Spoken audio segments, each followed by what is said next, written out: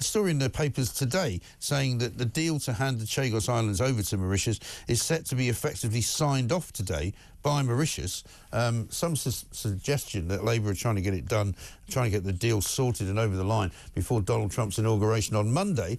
But the FT, on the other hand, are saying, actually, there's some suggestion of cold feet inside Downing Street. Let's find out what Marcus knows. Marcus, very good morning to you. Good morning, Mike. Thanks very much for joining us. Yeah, I mean, there seems to be two schools of thought here. One is that the Labour were trying to rush this through initially before the elections in Mauritius. Then the elections came and went. The new government weren't supposed to be that keen, but now are, presumably having been promised £9 billion over a period of time. But now we're hearing as well that there's a bit of fear in Downing Street that if they do the deal and rush it through, Trump will just kind of reverse it when he gets in anyway.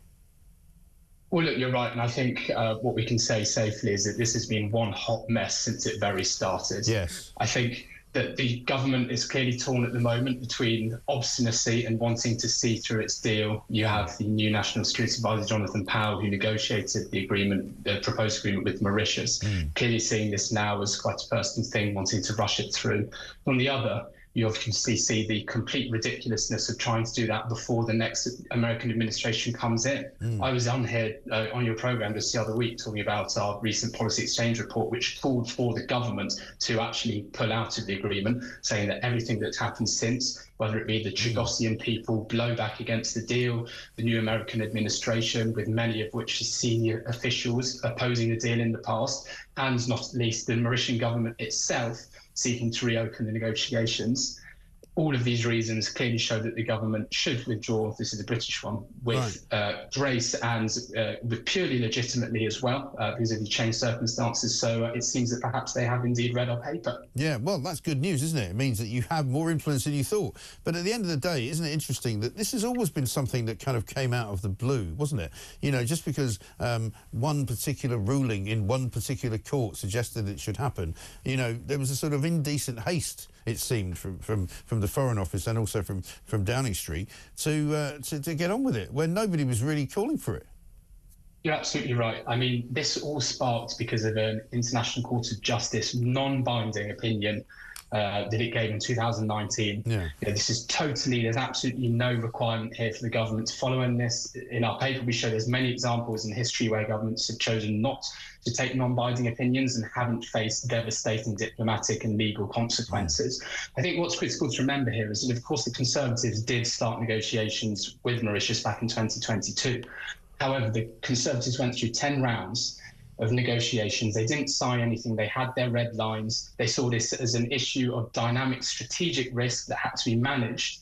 But Labour has come in, rushed to sign a deal because it seems to see this sort of legal compliance issue as being paramount to the long-term security of the base. Of course, the complete irony of all of this is that transferring sovereignty of the islands on which the military base resides is the surest way of destabilising its long-term security. And the last several months absolutely display the long-term insecurity that such a deal would cast the base into. So it's great that the government seems to have got cold feet, and let's hope they continue to do so. Well, right. And how have they arrived at the money as well? I mean, in terms of the amount of money they're promising, how have they calculated that exactly? I mean, it seems like they've put their finger in, they've wet their finger and put it in the breeze. I mean, who knows? So what a striking thing is that reports had previously said that it might be that the government would never disclose the full financial agreement with Mauritius for reasons of national security, which is, of course, quite ironic because it is our national security which is at stake if we do transfer sovereignty over the base to another country. The government has made every mistake you could possibly do in negotiations. It's gone in, it is essentially confessed that it doesn't think that the UK ever has a legal and moral ownership of the islands by admitting that it's going to renegotiate and seize sovereignty. So then that just allowed Mauritius to come in and make any demands it wants. Again, reports that they wanted as much as 800 million a year.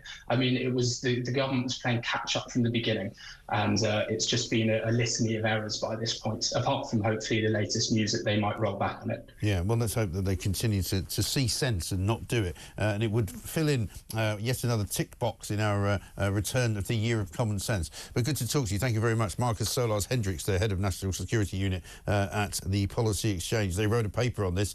He hopes and is pretty sure that the government read it and have suddenly decided, no, actually, this is not such a great idea after all, because it isn't. Absolutely isn't.